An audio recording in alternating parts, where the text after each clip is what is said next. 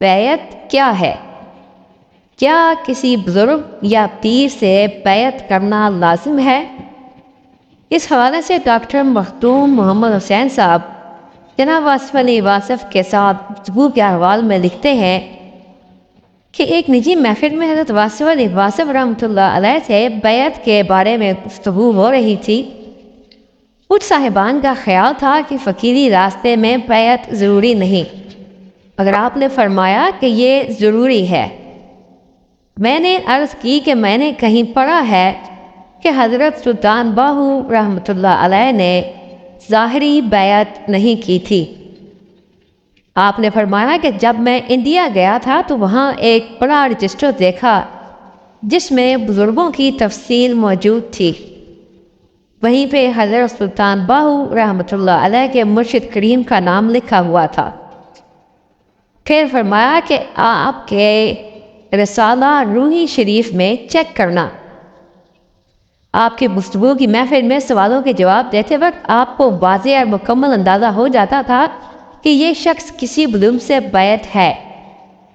جس شخص کی روحانی استعداد اور کیفیت میں اگر آپ کوئی کمی یا فلا نوٹ فرماتے تو اسے حکم دیتے کہ فوراً اپنے پیر خانے جاؤ اور اپنی بیعت کی تجدید کرو۔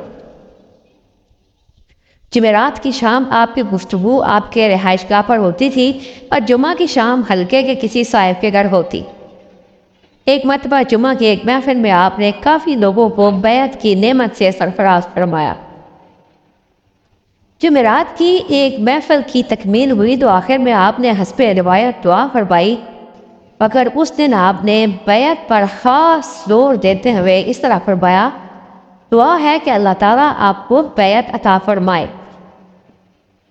نومبر 1989 کی 9 تاریخ کو آپ سے سوال کیا گیا کہ بیعت کیا ہے اور کیا یہ ضروری ہے؟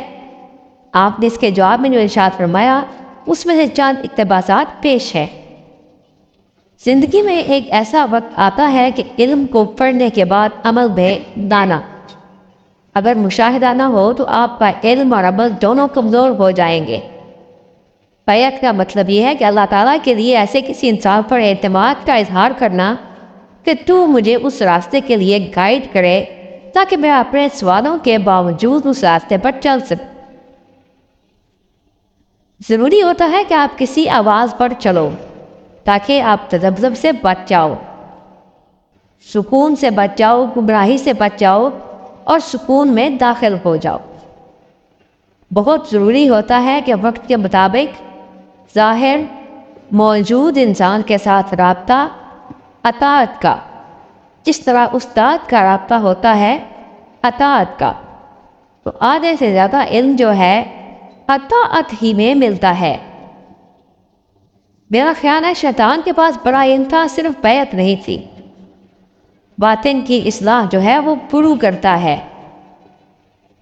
باطن سے مراد یہ ہوتا ہے کہ اللہ تعالیٰ نے یہ فرمایا ہے وَيُعَلِّمُهُمُ الْكِتَابَ وَالْحِكْمَةَ وَيُزَكِّيهِمْ، وہ تزکیہ نفس کرتا ہے۔ ٹیچر ہونا چاہیے، گائیڈ ہونا چاہیے، رہنما ہونا چاہیے، باطن کی اصلاح ہونی چاہیے اور اصلاح نفس ہونی چاہیے۔ یہاں سے بچ کے نکلنا جو ہے سوائے اللہ کے فضل کے ناممکن ہے، اور بچ کے نکالنے والا ایک بندہ ساتھ ہونا چاہیے۔ اس لیے بیعت کا ہونا بہتر ہے۔ ہم یہ نہیں کہتے کہ فلاں جگہ جا کے بیعت ہو جاؤ، ہم یہ کہتے ہیں کہ راستہ یہی صحیح ہے، راستہ صرف یہی ہے، راستہ اطاعت کا یہی ہے، واقعات یہی بہتر ہیں۔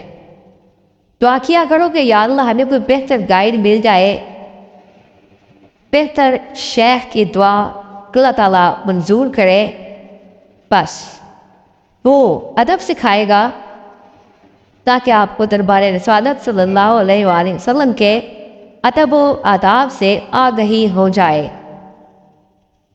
دعا کرو اللہ تعالیٰ کے آگے کہ یا اللہ مہربانی کر، ہمیں عطا کر ایک شیخ